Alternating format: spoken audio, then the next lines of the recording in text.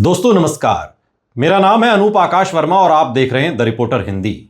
उत्तर प्रदेश विधानसभा चुनाव 2027 अभी कुछ महीने दूर है, लेकिन राजनीतिक दृष्टि से देखें तो चुनावी जंग शुरू हो चुकी है। आज की स्थिति में मुकाबला मुख्य रूप से एनडीए बनाम पीडीए यानी पिछड़ा दलित अल्पसंख्यक के बीच दिखाई देता है। पीडीए यानी अखिलेश यादव का वो मोर्चा जिसके जरिए उन्होंने इस बार की चुनावी वैतरणी को पार करने की तैयारी की है, जबकि बहुजन समाज पार्टी और चंद्रशेखर आजाद की पार्टी भी कुछ क्षेत्रों में समीकरण को प्रभावित कर सकती है। यदि केवल एनडीए और पीडीए की तैयारी का आकलन किया जाए तो दोनों गठबंधन पूरी ताकत से मैदान में उतर चुके हैं, लेकिन उनकी रणनीतियां अलग अलग हैं। एनडीए की सबसे बड़ी ताकत यह है कि उसके पास सत्ता, संगठन और संसाधनों का मजबूत संयोजन है। मुख्यमंत्री योगी आदित्यनाथ की व्यक्तिगत लोकप्रियता अभी भी बीजेपी की सबसे बड़ी संपत्ति मानी जाती है। बीजेपी का बूथ स्तर का फैला संगठन लाभार्थी वर्ग, महिला वोटर, गैर यादव पिछड़ा वर्ग और एक बड़ा हिंदू वोट बैंक उसके साथ बना हुआ दिखाई देता है। 2024 लोकसभा चुनाव में बीजेपी को झटका जरूर लगा, लेकिन उसके बाद हुए उपचुनावों में बीजेपी और उसके सहयोगियों ने 9 में से 6 सीटें जीतकर ये संदेश दिया कि पार्टी अभी भी उत्तर प्रदेश में बेहद मजबूत संगठनात्मक क्षमता रखती है। हालांकि बीजेपी के सामने चुनौतियां भी कम नहीं हैं। सबसे बड़ी चुनौती एंटी इनकम्बेंसी है। 2017 से लगातार सत्ता में रहने के कारण जनता के एक हिस्से में सरकार के प्रति थकान दिखाई देती है। बेरोजगारी, महंगाई, पेपर लीक, युवाओं की नाराजगी, किसानों की आय और स्थानीय स्तर पर नौकरशाही के व्यवहार जैसे मुद्दे बीजेपी के लिए परेशानी पैदा कर सकते हैं। कई क्षेत्रों में ये शिकायत भी सुनाई देती है कि संगठन और सरकार के बीच दूरी बढ़ी है। इसके अलावा बीजेपी को ये भी चिंता है कि 2024 लोकसभा चुनाव में पिछड़े और दलित वर्ग के एक हिस्से का झुकाव समाजवादी पार्टी की ओर दिखाई दिया था। यदि ये रुझान 2027 तक बना रहता है तो बीजेपी को नुकसान हो सकता है।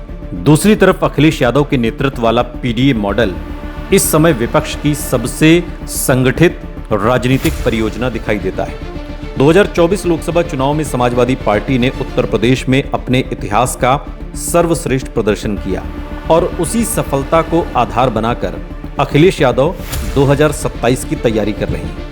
उन्होंने साफ तौर पर पिछड़ा, दलित और अल्पसंख्यक सामाजिक गठबंधन को अपने अभियान का केंद्र बनाया। पार्टी लगातार पीडीए रैलियां कर रही है और बूथ स्तर पर संगठन मजबूत करने की कोशिश कर रही है। अखिलेश यादव की सबसे बड़ी ताकत यह है कि वो इस समय विपक्ष के निर्विवाद चेहरे के रूप में उभरे हैं। मुस्लिम वोट का एक बड़ा हिस्सा उनके साथ दिखाई देता है। यादव वोट बैंक पर उनकी पकड़ पहले से मजबूत है। इसके अलावा वो गैर यादव पिछड़ों और दलितों में भी पैठ बढ़ाने की कोशिश कर रहे हैं। कांग्रेस के साथ गठबंधन भी उनके लिए अतिरिक्त लाभ का कारण बन सकता है, क्योंकि कांग्रेस कुछ शहरी दलित और परंपरागत वोटर्स को जोड़ सकती है। अखिलेश यादव लगातार ये संदेश देने की कोशिश कर रहे हैं कि बीजेपी के मुकाबले केवल समाजवादी पार्टी ही प्रभावी चुनौती दे सकती है। लेकिन पीडीए के सामने भी गंभीर चुनौतियां हैं। पहली चुनौती यह है कि लोकसभा और विधानसभा चुनाव का मतदान व्यवहार अलग होता है। विधानसभा चुनाव में बीजेपी का संगठन अधिक प्रभावी माना जाता है। दूसरी चुनौती उम्मीदवार चयन की है। समाजवादी पार्टी को 403 सीटों पर मजबूत स्थानीय चेहरे खोजने होंगे।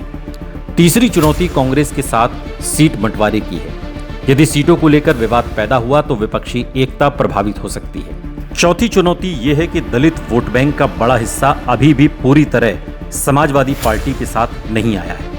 बीएसपी भले कमजोर दिख रही हो, लेकिन उसका वोट प्रतिशत कई सीटों पर निर्णायक साबित हो सकता है। गठबंधन की मजबूती की बात करें तो आज की तारीख में एनडीए अधिक संस्थागत रूप से मजबूत दिखाई देती है। बीजेपी, आरएलडी, अपना दल और अन्य सहयोगी दल साथ हैं। हालांकि सीटों को लेकर सहयोगियों की महत्वाकांक्षाएं बढ़ रही हैं और 2027 नजदीक आने पर सीट बंटवारे का दबाव बीजेपी पर बढ़ सकता है। हाल के महीनों में कुछ सहयोगी दलों ने उत्तर प्रदेश में अपनी सक्रियता बढ़ाई है, जिससे संकेत मिलता है कि वो अधिक राजनीतिक हिस्सेदारी चाहते हैं। पीडीए गठबंधन की मजबूती का आधार सामाजिक समीकरण है। यदि समाजवादी पार्टी, कांग्रेस और छोटे सामाजिक समूहों का वोट एकजुट रहता है तो ये बीजेपी के लिए बड़ी चुनौती बन सकता है। लेकिन ये गठबंधन अभी भी बीजेपी की तरह संस्थागत रूप से मजबूत नहीं माना जा सकता। इसका बहुत बड़ा हिस्सा अखिलेश यादव के नेतृत्व और उनके सामाजिक समीकरण पर निर्भर है। ग्राउंड जीरो की वास्तविकता यह है कि उत्तर प्रदेश में अभी किसी भी पक्ष को स्पष्ट बढ़त नहीं दी जा सकती। बीजेपी के पास सत्ता, संगठन, संसाधन, हिंदुत्व और लाभार्थी वर्ग का मजबूत आधार है।